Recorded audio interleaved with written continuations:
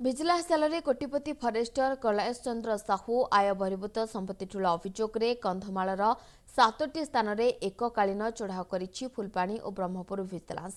ଜିଲ୍ଲାର ବାଲିଗୁଡ଼ା ଆଚାର୍ଯ୍ୟ କଲୋନୀରେ ଥିବା ବାସଭବନରେ ଭିଜିଲାନ୍ସ ଚଢ଼ାଉ କରିଥିବା ବେଳେ ତାଙ୍କର ପଣସପଡ଼ି, ଗୁଳିମରା, ନୂଆସାହି, ଇଲେକ୍ଟ୍ରି ସାହି, ସାରଙ୍ଗଗଡ଼ ସମେତ ବିଭିନ୍ନ ସ୍ଥାନରେ ଏକକାଳୀନ ଚଢ଼ାଉ କରାଯାଇଛି।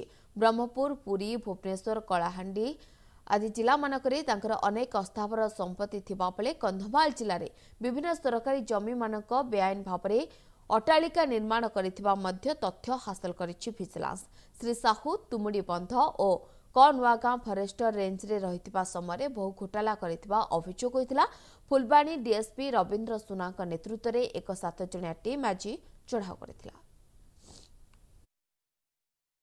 କୈଳାସ ଚନ୍ଦ୍ର ସାହୁ से फरेस्टर ब्राह्मणी गाँव फरेस्टर अच्छा नार अभियोग होता आय बहिर्भूत संपत्ति अच्छी बोलिकी आम इनक्वारी करूँ।